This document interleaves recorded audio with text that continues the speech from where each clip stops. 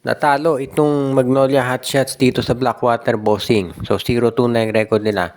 At hindi maganda yan para dito sa Hotshots dahil alam nating mabigat pa yung mga susunod din ng kalaban.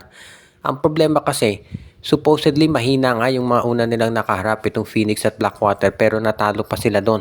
So paano na kapag nakaharap niyan yung Converge, TNT, San Miguel, yung Hinebra. So ngayon ang usap-usapan magte-trade na kaya itong Magnolia. Marami kasi nakapansin na hindi na raw nakapagde-deliver masyado yung mga players nitong Hotshots at hindi consistent yung laro nila. So ang tanong, sino-sino matitrade dyan? Si Rom De La Rosa kaya? Si Chris Kun? Si Yukin Andrada? Si Javi Gomez de Leano? Maraming mga players. Si Paul Lee? Si Ian Sanggalang ba? Mawawala na dyan. Sino kukunin nila? Ang daming tanong ngayon dito sa Magnolia. Pero bukod dito sa mga balitang mga trade, may mga balita rin naman na baka sa Magnolia problema daw coaching. Sabi nung iba mas maganda pa raw yung coaching style nito si Chito Victolero dati. Dahil dati at least ang Magnolia, malakas sa umpisa kinakapo sa huli. Ngayon, umpisa pa lamang ay may nahihirapan na itong Magnolia Hotshots. So yan ang tignan natin kung anong mga posibleng pagbabago na gagawin itong Magnolia.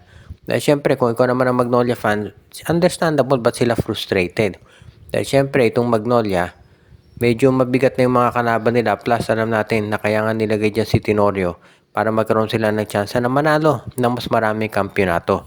Kaya nga mukhang kinakailangan talaga na itong Magnolia ay gumawa ng hakbang para kumuha ng mga bagong players. At syempre alam natin mag-a-adjust rin sa coaching itong si LA Tenorio para ipakita sa lahat na siya magiging ready na dito sa gagawin nila na bagong pagpapalakas para dito sa kanilang lineup. Dahil yan naman talaga ang hinahanap nitong Magnolia Hotshots. Ang Meralco Bulls daw ngayon ay naghahanap din ng mga bagong players na pwedeng maisama dito sa roster nila. Dahil gusto raw nila na maging mas malaki ang chance na mag-champion at isa daw dun sa tinitignan ngayon nitong Magnolia o rather nitong Meralco Bulls ay ito raw si Ato Ular at si Jeyo Ambohot ng Titan Ultra na nag-i-struggle din. Siyempre ang Titan Ultra ay open na sa mga trades ngayon dahil 0-3 na yung record nila at gusto nila na maging mas malakas yung kanilang lineup. Kaya nga kung sakasakali sa tingin ko itong Titan Ultra talaga, yan ang gagawa ng hakbang para ipakita na sila ay magiging ready na dito sa pagkampiyon. Kaya nga itong Titan Ultra sa tingin ko, papayag yan dito sa trade ng Meralco na lalo na si Jeyo Ambohot at Ato Ular ang kanilang kukunin. At kung ikaw naman itong Meralco Bulls, sigurado makukuha mo yan kahit na second round draft picks lang ang ibigay. Mababa na value ng dalawang players pero mataas ang potential nila.